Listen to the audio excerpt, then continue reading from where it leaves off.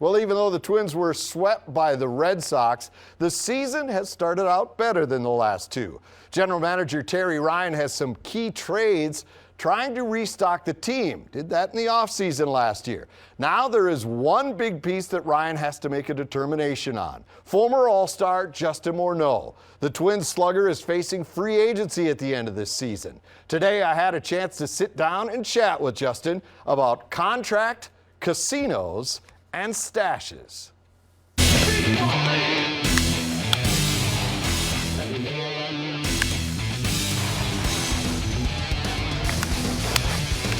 His career has been about winning, about being the best. But the last couple of years has been nothing like that. The team finishing dead last, and Morneau dealing with debilitating injuries. But now both the Twins and Justin appear to be on the way back. But Morneau says there's still plenty of work to do.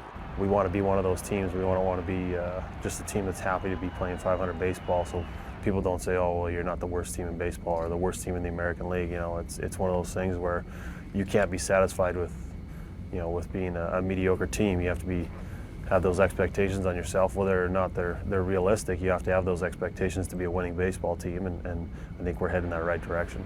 But surprisingly, as the Twins try to rebuild, Morneau may not be part of their plans. The former MVP is nearing the end of his 6-year deal, and the Twins did not offer him an extension during spring training. But Morneau is still willing to listen. I mean, I've said that I'm open to discussions if they come about, but you don't really want anything to become a distraction during the year.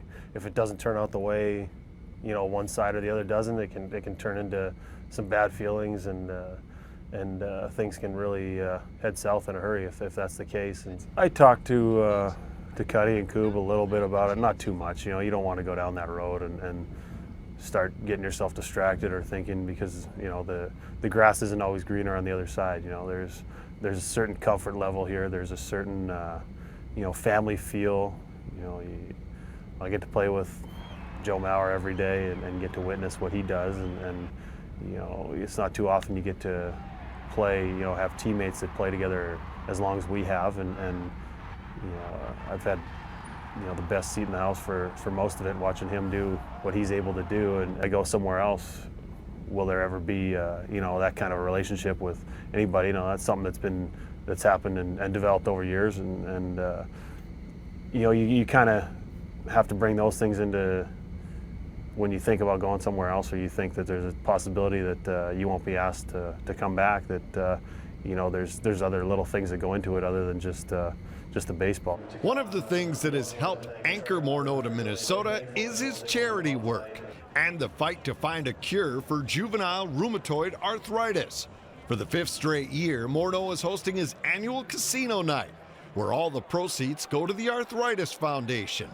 Justin's niece has been affected with arthritis, and he's appreciative of all the support. I try not to look at it as people showing up for me. Obviously they're helping me out by coming, and they're helping out the Arthritis Foundation by coming, but I look at it, people like to be involved with a good cause, and they like to do things they can to help kids. And we figured the casinos, something that you don't really hear anybody else doing at least in the cities, and there's a lot of golf events, and they're great. They raise a lot of money, and the interaction's a little different. You get 4 people with, usually with one athlete or celebrity, and it's a great time for those 4 people. With our event, we feel like there's more interaction between, you can sit down at a blackjack table and you look over, and Joe Mauer's playing blackjack next to you, or you sit down at the poker table and Mark Parrish is there playing a hand of poker, and you're bluffing them out of the pot. Speaking of fun, Morneau is now sporting a mustache. It was born during the former MVP's recent 11-game hitting streak.